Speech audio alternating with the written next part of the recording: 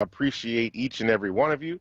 Hey, this is Dwayne Royster. I am here with Selena Singleton, who is sitting in for the vacationing Mark Kelly Tyler. You are listening to the Power Hour, and we deeply appreciate y'all hanging out there. I'm getting text messages, folk, like, "What's going on? Where you at? Why aren't you on the air?" And so we have worked it out. We have figured it out, and we are here with you right now. I appreciate it. Selena, how you doing this morning? I'm doing good. Happy to definitely be here. The radio station, I'm going to reclaim my time. I'm going to get that time back. But happy to be here. Good morning, Power Hour family. All right, all right. So we are up. We are actually on the Facebook page right now. So if you have Facebook and you are watching us right now, why don't you go ahead and hit that share button and let folk know that the Power Hour is on the air and we are doing our thing. I'm putting it up there right now so people can check it out. Share it to a couple of groups so folk can do that. We're also live on YouTube and Twitch. We're live on the Facebook app. I mean, not the Facebook app, the WURD app. I forgot to turn my volume down. The WURD app. You can find us on Alexa. Alexa, turn on WURD Radio. So you can check us out on WURD Radio as well. And we are grateful to be here with you today. There is so much going on in the news around us, and we are, just wanted to kind of check in with you a little bit. There's some entertainment stuff that's happening that we want to have some conversation about. So, you heard us talk the other day about Lin-Manuel, what's his last name? I always forget it. The creator of Hamilton. So there was some controversy about his new show, The Heights, because of the issues of colorism. And that darling of both Broadway and the silver screen, Rita Moreno, at 89 years old, jumped into controversy the other day on the Stephen Colbert Show. Now, Lin-Manuel has been doing a documentary about her life, and she jumped into the middle of this, and it did not go well. To say the least. She really was just trying to kind of dismiss it a little bit and, really supporting Lynn. And she began talking about the fact that they had to put dark skin makeup on her when she was doing West Side Story. And, it went really, really sidetracked in a really bad way. I don't know, Selena, what do you think about all this? It's just so bad. And the thing is she really is a national treasure.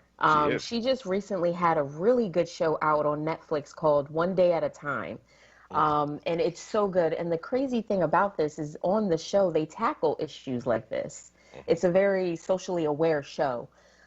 So this was just the hottest mess that she could have possibly jumped in. I understand the sentiment, but as a more white presenting Latina, she definitely should have been way more mindful about those comments. There's just no defense of it. And she just kept digging. Like they were giving her lifelines, giving her lifelines. And she just literally kept digging. So, it's a generational thing.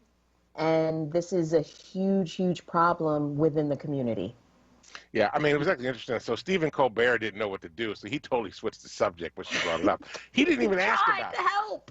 Yeah, he didn't even ask about it. He just was, she brought it up. She was like, totally he asked her another question, and she brought it up herself. She's like, can I just talk about this?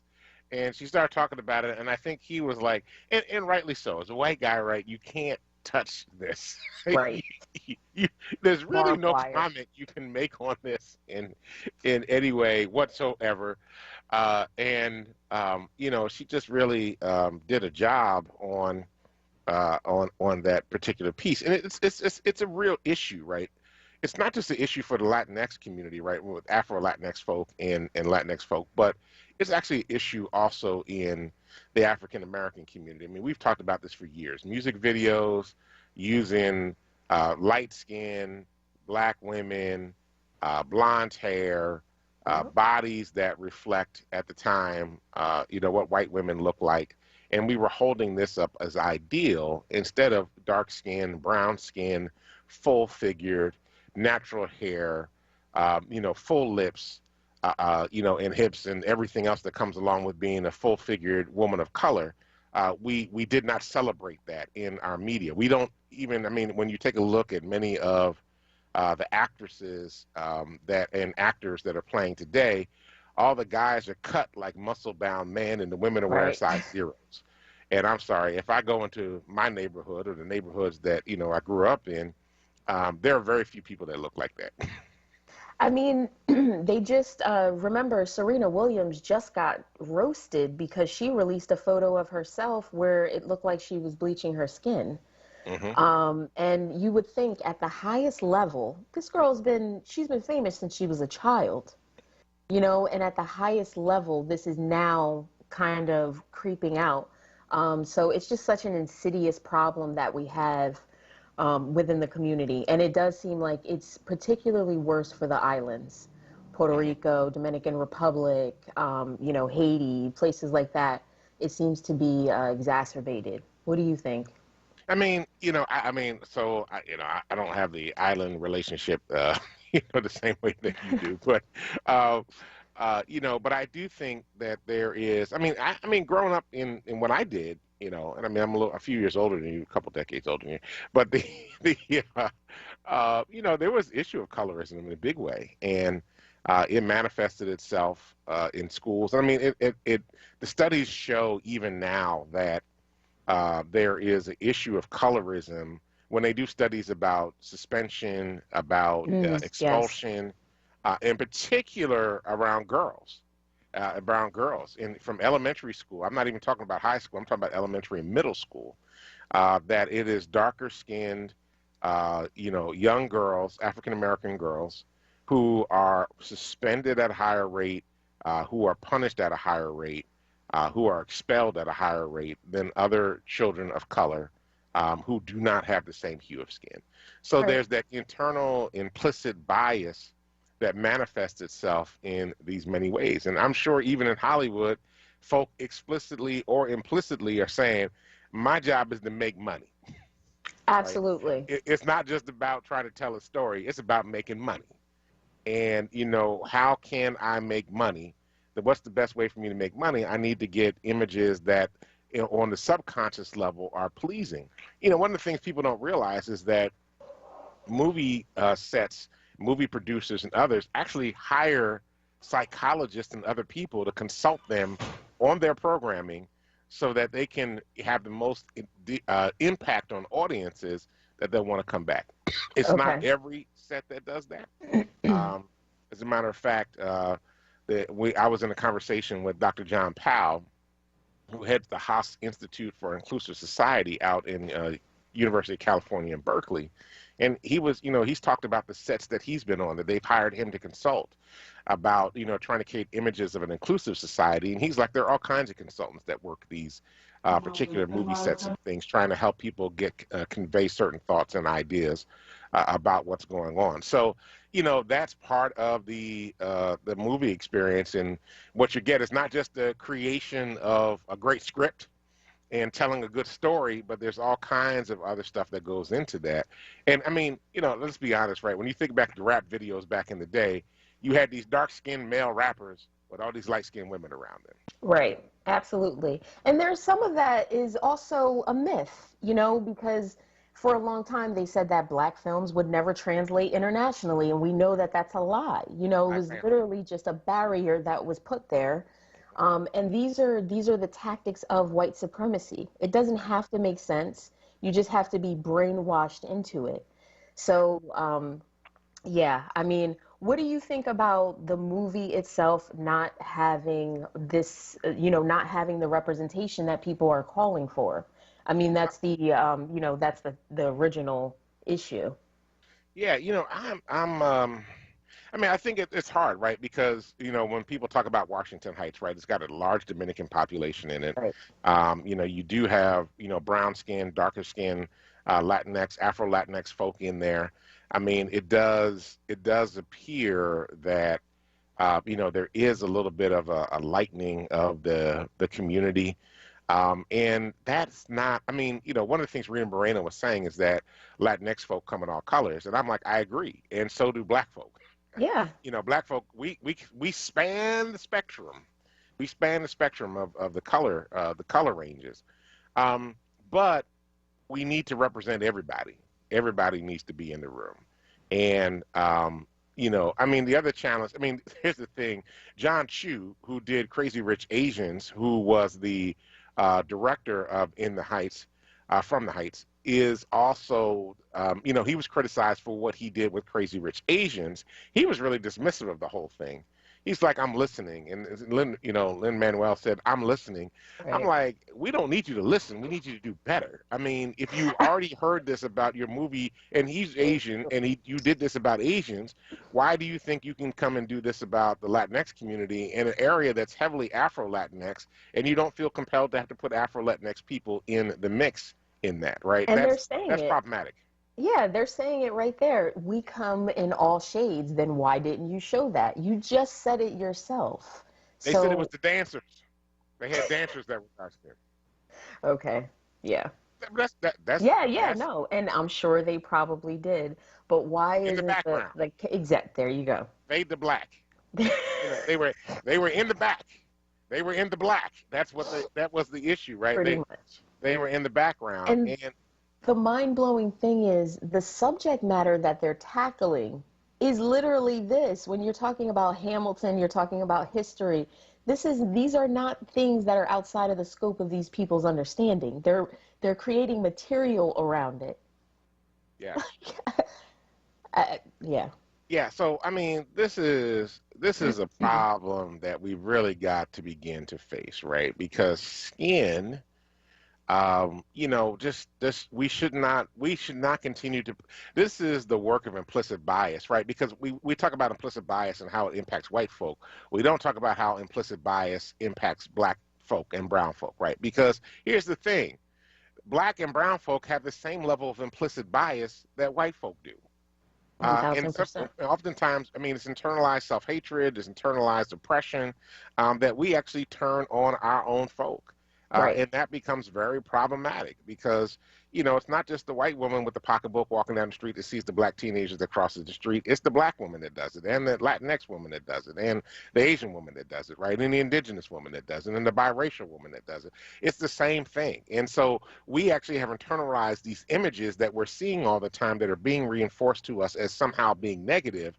And then then we manifest those same things. So then, Lin-Manuel, whoever else is out there, previous directors, black directors, try to tackle. I mean, I got to give Spike Lee credit. Back in the day, Spike Lee was trying to address all this. I mean, when he did School Days, and he did School Days, he actually was very, it was the jigaboos and Right. He was and the purposeful. wannabes. Yeah, he was very purposeful. And one of the things that he did, because I read about this when he was doing the movie, is that he put all the dark-skinned actors in lesser accommodations because he Oh. really wanted them to have the feeling of what it was like, that create this deeper tension in the movie, right? Which we see in a very big way between light Mhm. skin, dark skin, who's woke, who's not woke, as Lawrence Fishburne at the very end says, "Wake up!" Yeah. So, Yeah. we're able to see all that. So this is an issue. I mean, and that came out in what, the 1980s, and we're still fighting that same battle. Yeah, and the reality is you and I both would share some type of privilege being light skinned, Hmm. you know? So having this conversation with other people as well is very important because it just affects other people a lot more. I know that I'm sure I've been given a pass, in different situations because of my lighter skin. And that's something that us as light people need to talk about more Hmm. and really create, dialogue around it because you can't bust these things up without that. It's really uncomfortable. Yeah, yeah, it can be very uncomfortable. It can be tension filled, and I mean, and when you see it being manifest, right? I mean, in much the same way we have to call out racism we also have to call out colorism in our own community, right? I mean, They go hand in hand. they really do. They go hand in hand. And I just know like some of the older folk were like, "Oh, baby, oh, look at that beautiful baby over there. I'm not sure what happened to you, but look at that beautiful." It's like, come on, Or the y'all. skin tests. When Yeah, babies are born, we look at their ears, to see right, what color they're going to be and things like that. These are things that we have within our community. right. But, white supremacy doesn't work without that. It wouldn't even be a problem if we hadn't, taken on those beliefs. We wouldn't even be having the conversation. It's just, Absolutely. it shows that it's successful.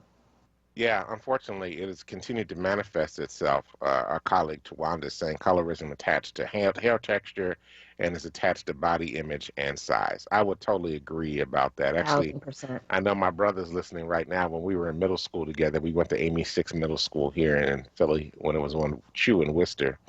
And my brother had curly, wavy hair, and my hair was knotty and short. And the girls used to chase him around the school playground to touch his hair because Oh, he had this wow. long, wavy hair. My hair, I couldn't get a wave to save my life. And he was Like, lighter than I ladies, am. I got to pick. And he's lighter than I am. And so that was, always the thing. They were always chasing him around, Damon, Damon, wanting to get be able to touch him. So, touch his hair, because it was all smooth and curly and mine was rough. And every time I put a comb through it, it hurt my head. So anyway, that was part of the journey. So, we appreciate you, Marita Moreno. We thank you for the many barriers that you have broken and the things that you Yes. put up with. But you might not want to touch this. Yeah, a little learning at this point, less talking. Yeah. No, we appreciate you. All right, y'all. Well, we're up on our first break, and our only break today. So we're going to take the break. When we come back, we have so many other things to talk about, including that guy from West Virginia named Joe Manchin, who has come up with a compromise on the For the People Act. You're listening to the Power Hour with Dwayne Royster and Selena Singleton sitting in for the Reverend Dr. Mark Kelly Tyler. We'll be right back after these messages. AARP proudly presents Black Music Maker Moments. HBCUs have contributed tremendously to the legacy of black music. Howard University gave us Roberta Flack and Donny Hathaway.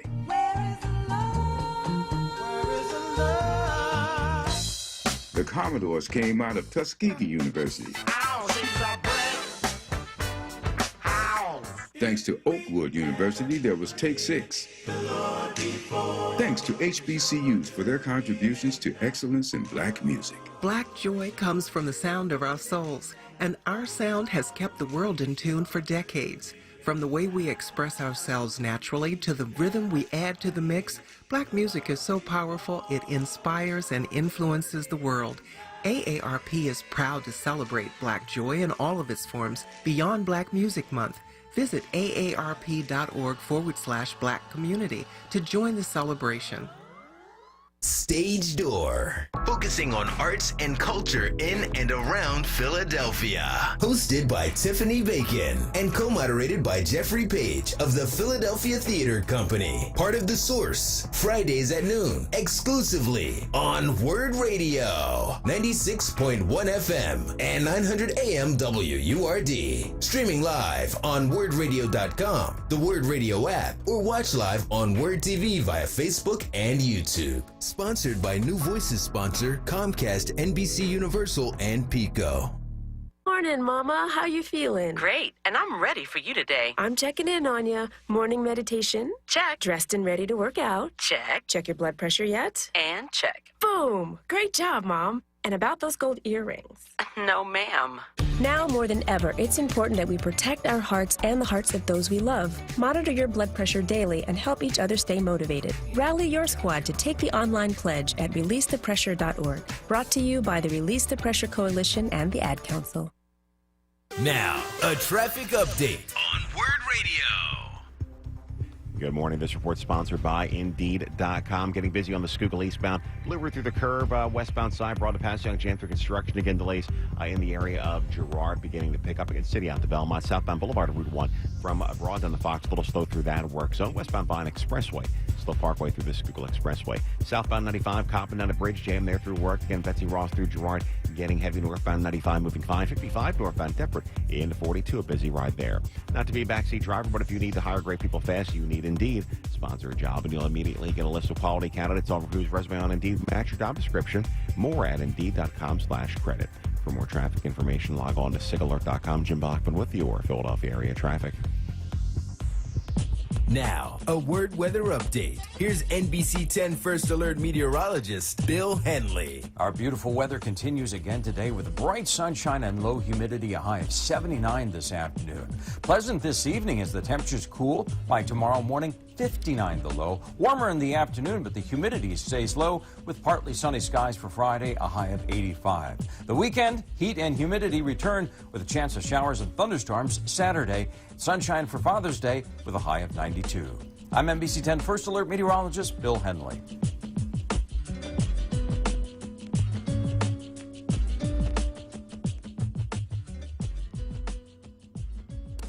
You're listening to WURD Radio, 96.1 FM and 900 AM WURD, independent black media.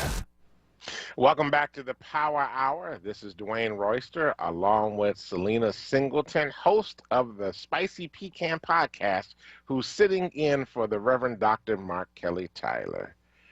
Selena, when's your next episode coming out? So sometime this month.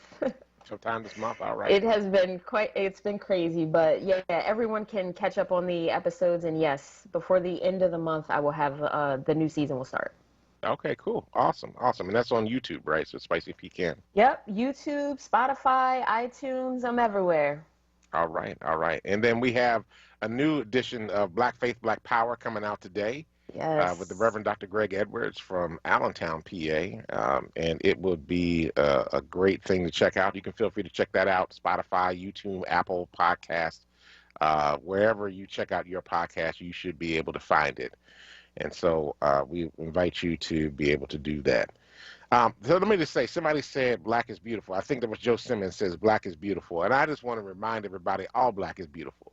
Light-skinned black is beautiful. Yep. Medium brown skin black is beautiful.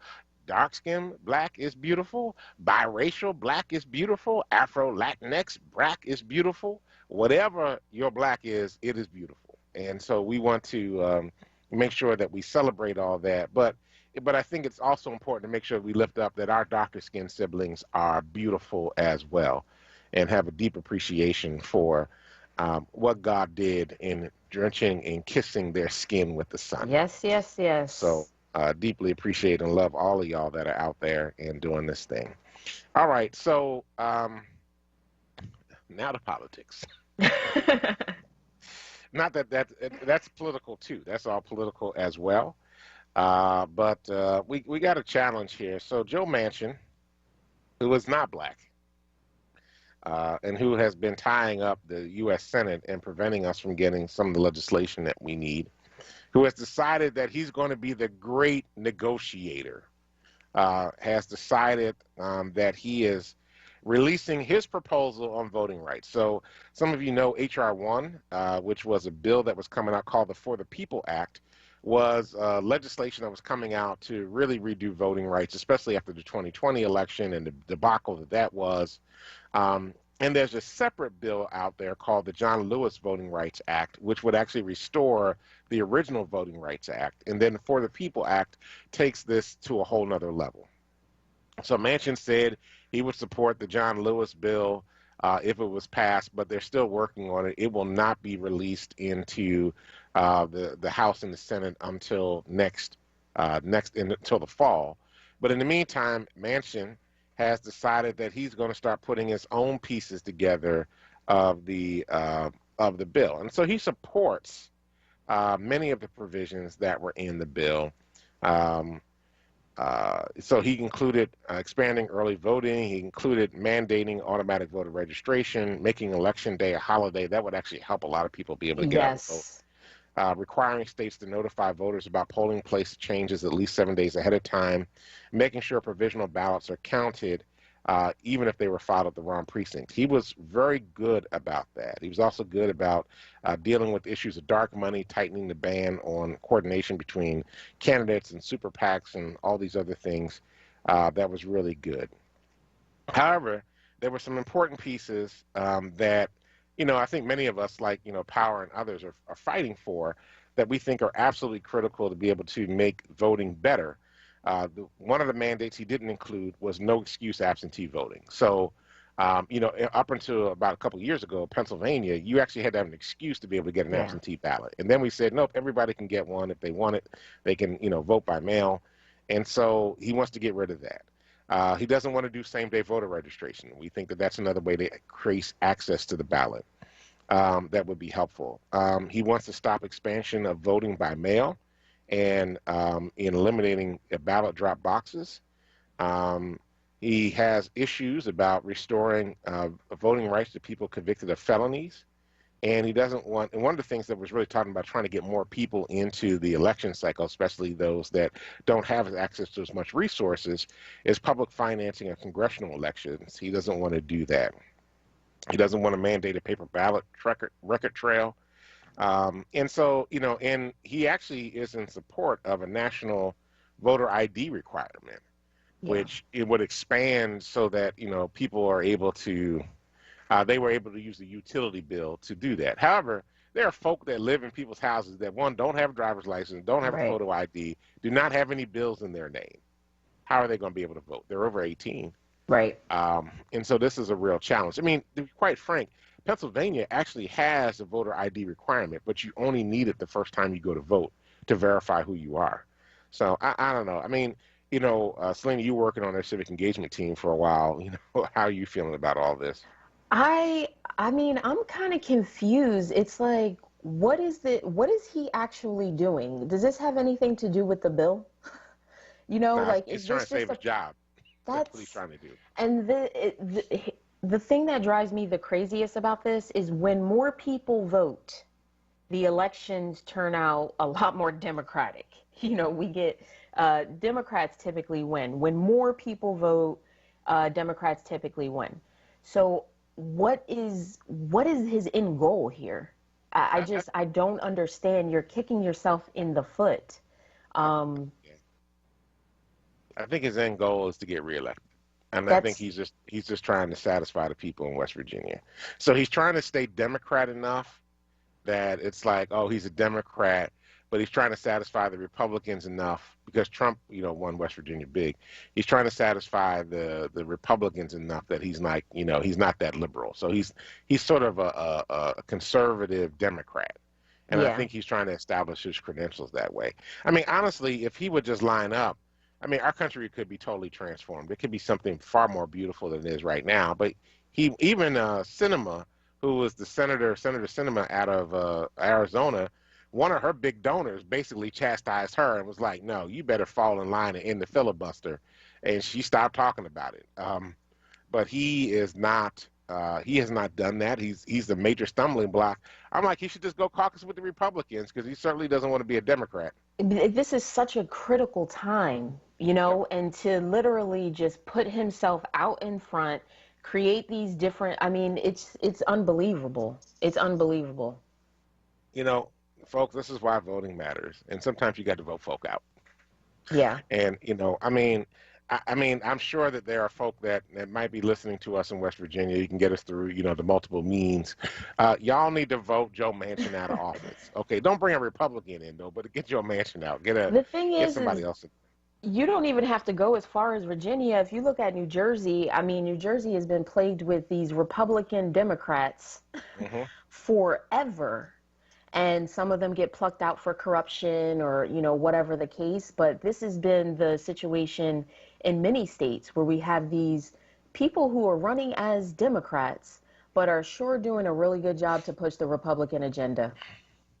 Yeah, Tawanda's out here talking about the Trumpicans. I'm like, we should just talk about the Trumpocrats because that's basically what he's doing. Right? That is basically what exactly. Yeah, Alex H on YouTube says reminds me of Joe Lieberman. He was a Connecticut senator, matter of fact, Joe Lieberman lost the primary because people were so ticked with him and the way he was acting. But eventually he went to run as an independent and won back Connecticut before he eventually wound up retiring from office. It was definitely problematic. Rob Garland saying the seat's probably is definitely going Republican after Manchin retires or whatever happens one way or the other. Yeah, I mean, it's actually West Virginia used to be a good Democratic stronghold, and I don't know what over the years, kind of lost its savor.